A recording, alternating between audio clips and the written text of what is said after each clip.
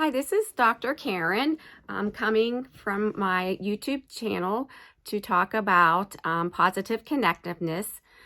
This is another video that I'm going to record, and tonight I'm going to talk about specifically, is it meditation or inattention? So what exactly does that mean? So what I have been working on is doing some type of a routine in the morning so that my day starts out a little bit better than being rushed around. And so I started with some guided meditation in the morning. Now you can do meditation as far as doing guided meditation with somebody instructing you, or you could just do meditation where you're quiet, listening to some type of music or something that works a little bit better for you, and just clear your mind and meditate that way. I tend to wander, so I am doing a guided meditation. So where do you go to get these? So where I ended up going is some podcasts. So they're completely free. You might have to look around and see what works for you and what doesn't work for you. Some of the ones that I determined were what's called positive mindfulness. And it is done by a 21-day challenge that you can get.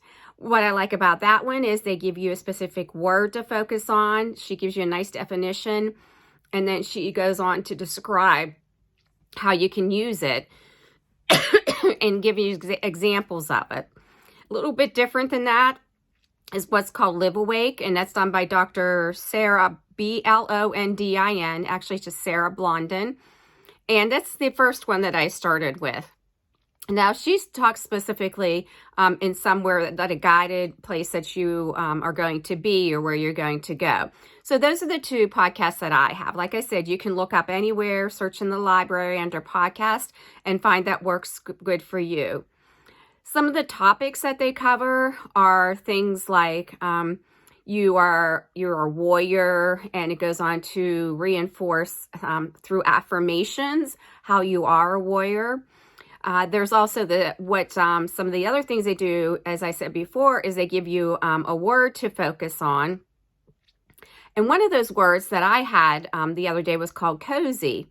So initially I had a really hard time being distracted while doing this. My mind would be racing. For example, when I first did the cozy one, she talked about you walk into a room, the fireplace is lit, you go ahead and sit down, cover with a nice soft blanket, and then you have hot chocolate.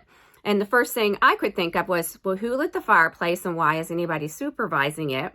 And the second thing that I focused on is the hot chocolate, which I tend to spill things. So wonder if I spilled it. There's another one where they talk about being in an open field at night, and I just couldn't get past being there alone in an open field. So I did it in my backyard instead. So you kind of have to tailor it to whatever works best for you. It does take some practice, and it's okay if you don't listen to everything that they say 100%. A lot of times they'll tell you, if you get distracted, if you get lost, come on back and concentrate on my voice. That helps guide me. But I've also learned, and what I've read from a lot of the literature is, even if you are not 100% involved in it and just get some of it, it's okay because your subconscious listens to it. And I can definitely say that that's true, because sometimes I feel like, well, I really didn't listen to that, but still my day goes all right. Everything goes good. And I've noticed when I forget to do it or I don't have time to do it, it does make a big difference to starting my day. It makes me not quite as balanced or positive in my thinking.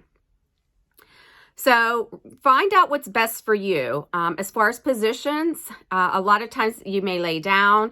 I found that didn't work for me because then in the morning I would just fall back to sleep and, end up being late. So I have found that sitting up in my bed is good, or you can sit up in a chair, any kind of comfortable place. This is your time, so you do it the way that works best for you.